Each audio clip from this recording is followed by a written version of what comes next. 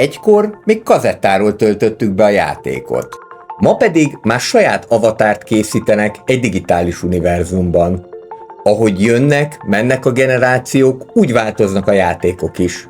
Kétségtelen, az elmúlt évtizedekben a videójátékok világa teljesen átalakult, és vele együtt a játékosok szokásai is. A hagyományos felosztás szerint 4 fő generációról beszélünk, a veterán, illetve X, az Y, a Z és az alfa generációkról. Ezek azonban nem csak életkori különbségeket jelentenek, hanem teljesen eltérő gamer szokásokat is, nem is beszélve arról, hogy milyen játékok vonzzák őket. De vajon miért játszanak máshogy a mai fiatalok, mint a szüleik, vagy akár a nagyszüleik?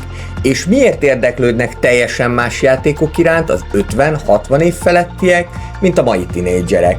Ez a 2 hetente jelentkező sorozat erre a kérdésre keresi a választ. A mai bevezető részben egy általános képet próbálok adni arról, hogy milyen jellemzőkkel bírnak ezek a generációk, milyen játékokat kedvelnek, és hogy szerintem mi foghatja meg az adott korosztály tagjait egy-egy játékban. Tartsatok velem, és ha tetszik a tartalom, dobjatok egy feliratkozást is a csatornára. Már is kezdünk!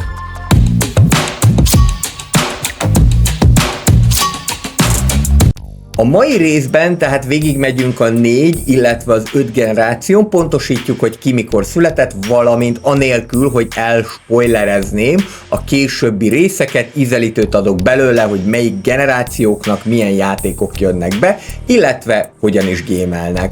Fontos megjegyeznem, hogy amikor például azt mondom, hogy az Age of Empires az Y generáció játéka, az nem azt jelenti, hogy csak a milleniumi korosztály játszik vele. Kedvelhetett tehát alfa generáció tagjaként is a stratégiai játékok koronázatlan királyát, de ha megnézzük a játékosok többségét, akkor nagy eséllyel Y generációsokat találhatunk közöttük. Ez a sorozat tehát nem általánosítani akar, épp ellenkezőleg segíteni szeretne, hogy jobban megértsük egymást, hogy ráérezzünk, miért imád valaki egy komplex túlélő szimulátort, vagy miért kap más valaki hidegrázást már attól is, ha meglát egy anno 1800-as típusú játékot.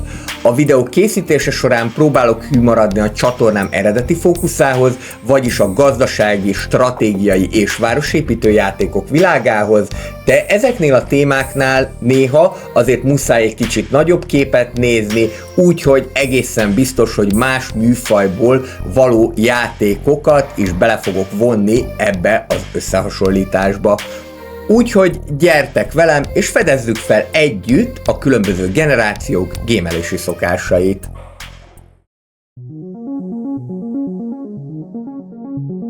Kezdjük rögtön egy módszertani dologgal, hiszen amikor azt mondom, hogy 5 generációról lesz szó, akkor nem kerülhetjük meg a baby boomer nemzedéket sem.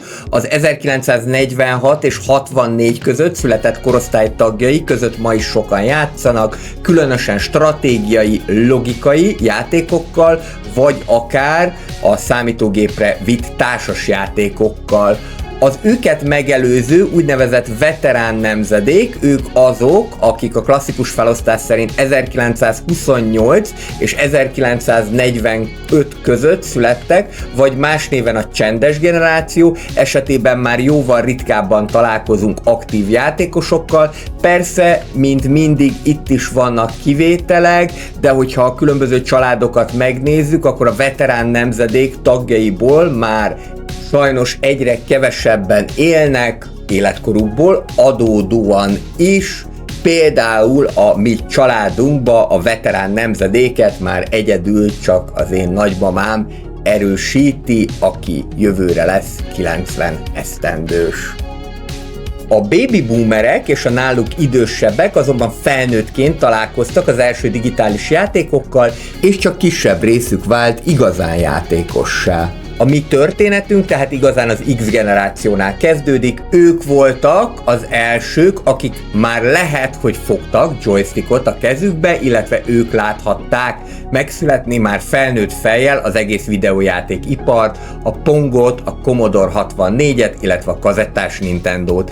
Náluk a játék nem csupán szórakozás volt, hanem kihívás, ügyesség, reflexek, valamint végtelen újrapróbálkozás. Sokan közülük mára visszatértek a nosztalgia nosztalgia játékokhoz, vagy akár el sem hagyták őket soha. Az első rész tehát erről az X generációról szól majd, azokról, akik lényegében megalapozták a videójátékipart, és elindították azt a világot, amiben ma is játszunk. Magam is az Y generáció tagja vagyok, vagyis a millenniumiak közé tartozom. Ők azok, akik 1981 és 1996 között születtek. Igaz, hogy a pontos évhatárokban lehet némi eltérés a különböző irányzatok szerint. Az Y generáció volt az első, akik már gyerekként kezdtek el videójátékokkal játszani. SimCity, Warcraft, Age of Empires, ezek a címek nem csak emlékek, hanem alapélmények voltak számukra. Nagyon sok nagy név, mint például az Anno, vagy a Heroes of Might and Magic, épp az Y generáció korai vagy késői tagjai között indult világhódító útjára. A millenniumiak idejében, bár igaz, hogy inkább a korszak második felében jelentek meg az első multiplayer játékok, ezzel együtt pedig elindultak a véget nem érő LAN-partik, a klán alapítások, és persze a floppy lemezes cserebere a suli udvaron, vagy éppen akkor, amikor felmentünk egymáshoz, akár gémelni is. Nálunk vált először a játék többé, mint puszta időtöltés, közösségi térlet, kreatív önkifejezés, sőt néha az identitás egy darabjaként is működhetett. A második részben ezzel a generációval fogunk foglalkozni, nem megkerülve a személyes élményeket, valamint a nosztalgiát sem. A Z generáció már digitálisan született, amíg az Y generáció tagjai digitális bevándorlóknak nevezik, addig a Z generáció tagjai már a digitális benszülöttek közé tartoznak. Az 1997 és 2013 között született egyének azok, akik nem ismerik a világot internet nélkül, és számukra a játék egyet is jelent az online léttel. Minecraft, Fortnite, Among Us, ezek nem csak játékok, hanem platformok is, ahol együtt lehet lenni, akár a helyet, vagy éppen amellett, hogy a téren fociznának. Ők már nem csak játszanak, hanem streamelnek, néznek, reagálnak és megosztanak. Ők a streaming, a TikTok és a Discord generációja, akik számára teljesen természetes, hogy több száz vagy akár 1000 ember is figyeli őket egyszerre online, mondjuk akár egy Twitch alkalmával is. A maguk virtuális megmutatása pedig számukra nem különleges, sokkal inkább alapvetés, legalábbis a többségük számára. Aztán olyanok is vannak, akik éppen ettől eltávolodva abszolút nem akarnak megmutatni magukról semmit, például nincsen Insta oldaluk, vagy nincsen Facebookjuk, de azért nem ez az általános. A harmadik részben ezzel a generációval fogunk foglalkozni. Lényegében a Gen Z, amelyik meghatározza a mai trendeket, valamint jelentős szerepet játszik abban is, hogyan is néz ki ma a gamer világ ízlése, milyen játékok azok, amelyek leginkább mennek ma a gamerek világában.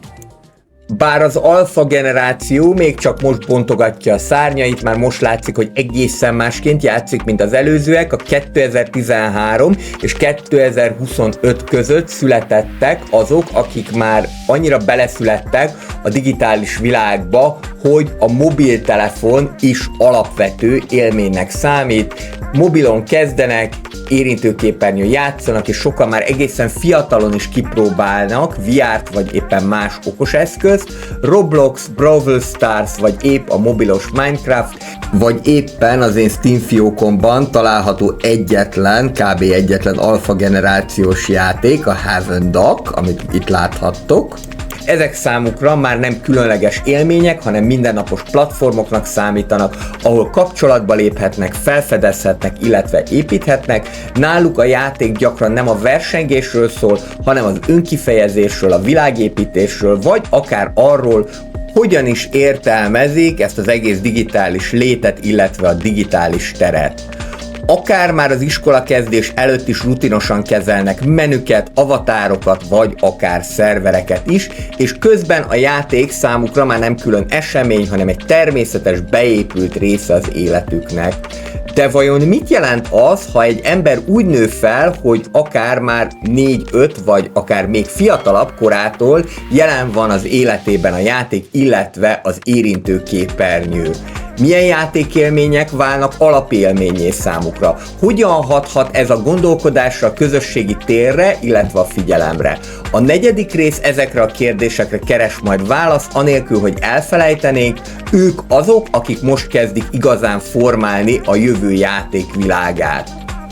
A videójátékok világa nem csak fejlődött az elmúlt évtizedekben, hanem generációról generációra másként is éltük meg, ami az egyik korosztálynak kihívás, az a másiknak kikapcsolódás. Aki a kazettás betöltéshez szokott, nem biztos, hogy érti a TikTok vágásokra szabott játékmenetet, és ez fordítva is igaz.